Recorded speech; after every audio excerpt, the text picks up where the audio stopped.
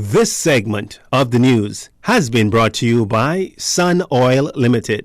Some legal framework will be set up to manage COVID-19 and any other future pandemic the world may encounter and affect the Bahamas. Attorney General Senator Ryan Pinder says as much shortly after being sworn in as Senator, Attorney General, and Minister of Legal Affairs. He spoke with reporters on the sidelines. I think the Prime Minister is clear in his messages before the election that we are looking to not go emergency order to emergency order, but to set up a framework in existence in legislation that will allow us to govern in these instances of pandemics without having to put emergency orders in place and have that oversight over the Bahamian people. So it'll be fully transparent. We will progress in that fashion.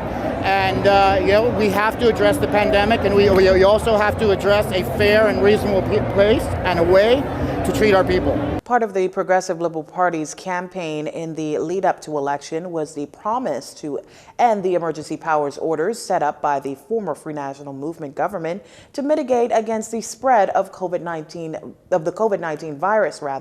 A state of emergency was declared back in March of 2020 after the first COVID-19 case was confirmed in the country. Another campaign promise is to look into contracts that were issued during the state of emergency and emergency powers. The Attorney General spoke to the government about being transparent. I think it's very important, especially as Attorney General, but as the Commonwealth of the Bahamas and as this new incoming government, to govern in a way that is transparent and accountable.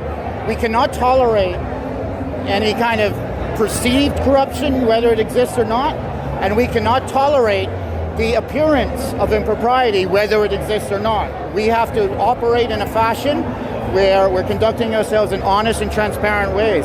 We live in a global village right now, and people outside of these borders look at us as a country and make judgments. And they make judgments on whether we are a serious country to do work and to do business with them, or if we're not a serious country. And we have to demonstrate to the world community that we're a serious country. AG Pinder says in time, the government will have a look at almost everything to make sure that the perception exists that the Bahamas is a clean and honest country looking to participate in advancing Bahamians.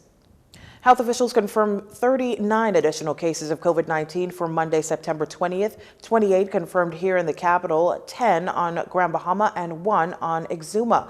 2 cases on New Providence had a history of travel within 14 days. The national total is now 20,288.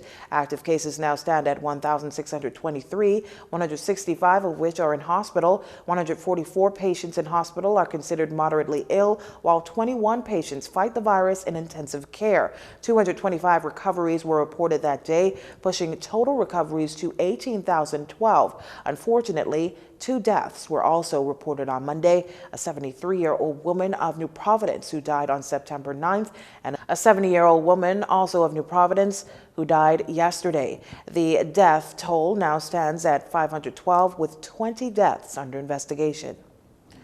The Bahamas, surrounded by beautiful waters and deep oceans, is considered to be a seafaring nation. However, far too many Bahamians are unfamiliar with the maritime industry and all of the opportunities and benefits that can be had. With its latest sponsorship, Royal Caribbean has stepped up to help bridge that gap and encourage more Bahamians to get involved.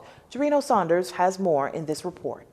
Promising careers await successful Bahamian students through the Royal Caribbean Group's support of the Bahamas Maritime Cadet Corps, the BMCC. The renowned national program has turned out hundreds of participants, and thanks to the Royal Caribbean Group and its new sponsorship, the program is expected to continue thriving. The new partnership with Royal Caribbean adds a hands-on deck aspect where the trainees spend time on a ship learning the ins and outs, which is considered to be a game changer, as the program in recent times has lacked onboard experience after Campbell Shipping was sold.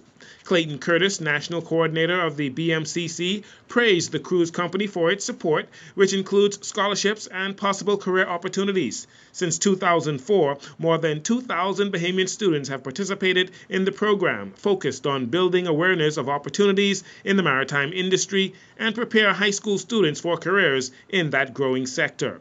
Quote, although historically the Bahamas is a seafaring nation, the life and language of the maritime industry is still alien to many young Bahamians, end quote, says Mr. Curtis.